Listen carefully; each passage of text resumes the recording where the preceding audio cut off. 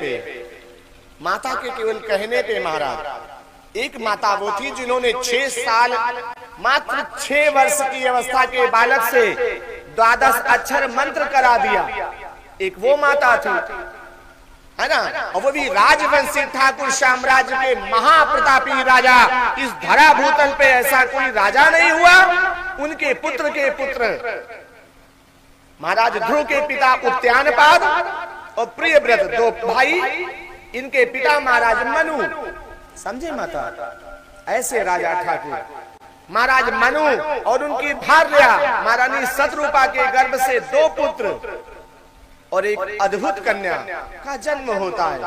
एक नहीं, एक ऐसे माता पिता महाराज मनु और माता शतरूपा, ऐसा था उनका आंगन माता। जब अपना शरीर पवित्र हो, अपने संस्कारों में कर्म हो, कुमत कभी शरीर में धारण ना करे, तो ऐसी कन्या और ऐसा पुत्र गर्भ से जन्म लेता है। राम का महात्म नहीं है माता, महात्म तो कौशल्या का है, जिन्होंने राम जैसे पुत्र को जाया, जिन्होंने राम जैसे पुत्र को धरा पे उपजाया। उस कौशल्या की आवश्यकता है, और आवश्यकता उस परम पुरुष जैसे महाराज दशरथ जैसे। ऐसा थोड़ी का उनके पुत्र नहीं हो रहे थे, उन्होंने उस सगुण मुहूर्त का इंतजार किया, पूरे जीवन वैराग धारण किया। एक कन्या थी महाराज कर्दम ऋषि की, जिनका नाम था देवी कला। विवाह होने के बाद भगवान ब्रह्मा के आदेश से विवाह हुआ, जो महाराज मरीच के आंगन में देवी कला का विवाह हुआ। 26,500 वर्ष, ये शास्त्र पुराण कथाएं कहती हैं, 26,500 वर्ष एक आंगन में रह के उन्हें पति और पत्नी का ज्ञान ही नहीं हुआ महाराज। न महारानी कला को लगा कि हमारे पति है, और न महाराज कर्दम ऋषि जी को लगा कि हमारी धर्म पत्नी है। 26,500 वर्ष बीत गए, तब जाकर के ऋषिवर को ज्ञान हुआ कि ऐसी राजवैभवी कन्या भी इतना वैराग त्याग धारण कर सकती है। तब उन्होंने उस स्वरूप को सिद्ध किया, और तब गृहस्थ जीवन में गए। इसे वैराग कहते हैं। स्वामी ने कहा, मानव जीवन के लिए क्या है? गृहस्थस्य वंशः उत्पन्नम मैथुना। जब गृहस्थ में वंश उत्पन्न की कामना हो, तब मैथुन बताया गया महाराज। अन्यथा पूरे जीवन में वैराग, क्योंकि रजस्य वीर्या सूर्यानाम, रज और वीर में सूर्य का बसेरा होता है। आप इसे जितना नष्ट करेंगे, आपकी अवस्था और आपके शरीर की व्यवस्था दोनों उतना ही नष्ट होंगे। इसलिए वैराग जीवन का सिंगार है प्यारे, वो धारण अवश्य करना चाहिए, तभी तेजो में शरीर साधन होता है। जो तुम भजन करोगे उसमें रफ्तार रहेगी। ये जीवन कहा गया। स्वामी कह रहे हैं, सत्य वचन कही भाथो, वहां मैं हो दास। अगर इस प्रकार से कोई मेरा भजन करता है, तो वहां मैं हो दास। वो भगत मेरा स्वामी बन जाता है, मैं उसका दास बन जाता हूँ। ऐसा प्रभाव महाराज उद्यानपाद के पुत्र महाराज ध्रुव हुए, और ध्रुव और उधर देवहूति के गर्भ से जो पैदा हुए, उनका नाम था महाराज कपिल मुनि। ये महारानी देवहूति के पुत्र हैं, कपिल मुनि। और देवहूति महारानी शतरूपा की कन्या है, महाराज मनु की कन्या है। एक राजवंशी ठाकुर, राजवंशी क्षत्रिय के आंगन से ऐसी कन्या जिसने अपने गर्भ से भगवान को जन्म दिया। कपिल मुनि को 24 अवतारों में अवतार माना जाता है, और उन्होंने 6 शास्त्रों में सांख्य शास्त्र, जो 6 शास्त्रों में एक शास्त्र है जिसका नाम है सांख्य शास्त्र, वो महाराज कपिल मुनि ने लिखा। कपिल मुनि ने उसको उद्गम किया और अपनी माता देवहूति का साक्षात मोक्ष कराया अपने परम वैराग ज्ञान से।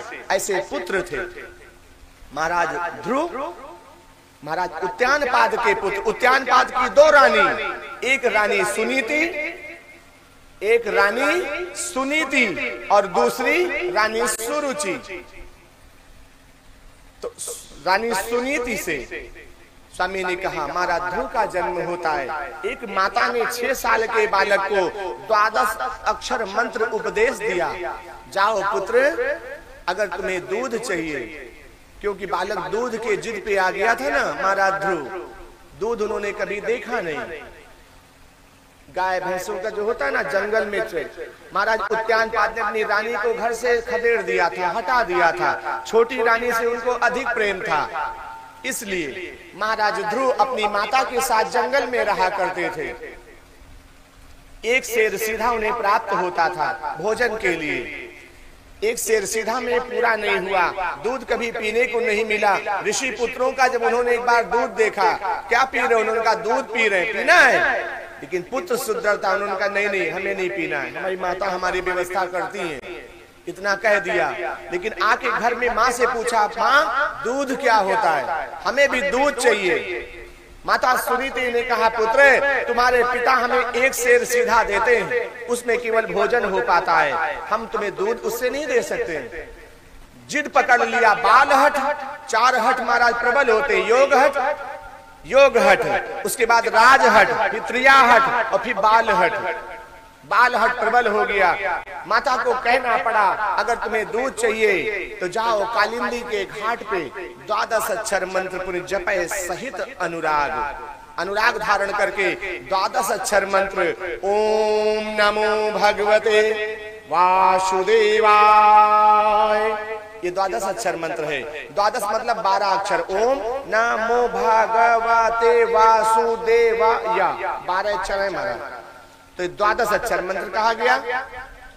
इसी को माता सुनीति ने पुत्र ध्रुव से कहा, जाके कालिंदी नाम जमुना जी का, जमुना जी के घाटी पे जाके इसी नाम का भजन करो, तुम्हें दूध नहीं दूध वाला मिलेगा बेटा, तुम्हें दूध वाला मिलेगा। जितना इच्छा होगी तुम दूध पियोगे, ऐसा तुम्हें पिलाने वाला मिलेगा, जाओ। उन्होंने कितना पत्थर रखा होगा अपने हृदय पे माता, जब 6 साल के बालक को जंगल भेज दिया, अपने संरक्षण से दूर कर दिया। उन्हें नहीं भय था, क्योंकि उन्हें ये अटल सत्य था कि अगर ये हमारा कहना मानेगा, 12 अक्षर करेगा, तो इसे कोई मार नहीं सकता है। ये परमात्मा के नाम से जुड़ा होगा, इसकी अकाल मृत्यु नहीं होगी। और एक बालक भजन करेगा, परमात्मा मक्खन के समान है, मोम के समान है, वो अवश्य से दर्शन देंगे। ये विश्वास था माता को अपने संस्कारों पे। भक्त ध्रुव को जमुना के तीर पे बैठा के बट वृक्ष के नीचे 12 अक्षर कराया। 6 महीने के अंदर परमात्मा रीझ गया। जिस बालक की अवस्था गोदी में हो, 6 साल की अवस्था माता गोदी में खिलाने की होती है, आज वो बैठ करके जंगल में तपोवन में साधन कर रहा है, परमात्मा रीझ गया। कैसा बालक है, इसे खेलने कूदने की उम्र है और ये भजन में लगा। रीझ करके आके खड़े हो गए, स्वयं श्री नारायण खड़े हो गए और उन्होंने कहा, पुत्र ध्रुव, बेटा ध्रुव, आंखें खोलो। जैसे आंखें खोला, देखा अष्टभुजी भगवान है ना, एक हाथ में चक्र, एक हाथ में गदा, एक में पद्म, एक में सब धारण किए खड़े हुए। शांताकारम भुजग शयनम, इस श्लोक में गाया गया ना उनकी प्रमुख प्रधानता स्वरूप वर्णन के। सब देखा, अचंभित हो गया महाराज ध्रुव, आप कौन है, आप कौन है? इतना अबोध थे महाराज ध्रुव, आप कौन है? हम अपनी माता के आदेश से हम दूध वाले का भजन कर रहे हैं, आप कौन है भगवान, आप कौन है? हम आपसे नहीं मिलना चाहते, आपने हमारा बेवजह समय नष्ट कर दिया। हमारे माता ने जो कहा था वो आपने क्यों नहीं हमें करने दिया? इसे सरलता कहते हैं, इसे सरलता कहते हैं भगवान। जब प्रेमत्व में हो, अपना दृढ़ निश्चय हो, तो हम किसी से भी किसी मुद्रा में बात कर सकते हैं, इसे प्रेमत्व कहते हैं और सरल जीवन कहते हैं। इतना सरल हो गए महाराज ध्रुव। भगवान श्री हरि नारायण ने कहा, पुत्र हम ही हैं दूध वाले, हम ही हैं दूध वाले। कहाँ दूध है तुम्हारे पास? दूध तो कहीं नहीं दिखता है। आप तो हथियार लियो, शंख लियो, सब बड़ी बड़ी व्यवस्थाएं लियो, दूध कहाँ है? क्या बात, ये विष्णु पुराण की कथा कहती महाराज। अगर पूरे भाव में सुनाएंगे ना तो यही कथा रात भर चल जाएगी, दौड़ा रहे कि भाव की प्रधानता है। भगवान ने बाहें फैला दिया ऐसे, आओ आओ बेटा, चलो तुमको दूध दिखाते हैं। अपनी बाहों में ले लिया, सिंहासन पे बैठा के क्षीर सागर की ओर प्रस्थान किया, जो उनका बसेरा है। श्री हरि नारायण का बसेरा है क्षीर सागर। स्वयं लेके क्षीर सागर चले गए। क्षीर नाम दूध का, पूरा दुग्ध सागर दिखाया ऐसे। दुग्ध फेन पे उन्हें झूला झूला दिया, आनंद ले रहे महाराज ध्रुव। उसके बाद लेके गए घृत सागर, घी का सागर दिखाया।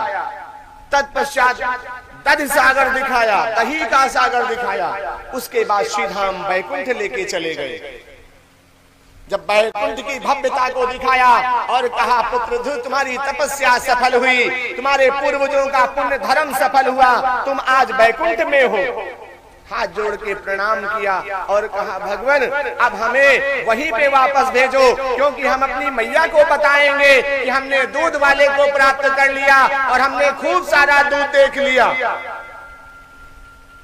भगवान श्री हरि नारायण ने कहा, नहीं हो सकता है पुत्र, महाराज ध्रुव अब ये नहीं हो सकता है। तुम बैकुंठ में आ चुके हो, बैकुंठ में आने के बाद कोई दोबारा धरा पे वापस नहीं जाता है।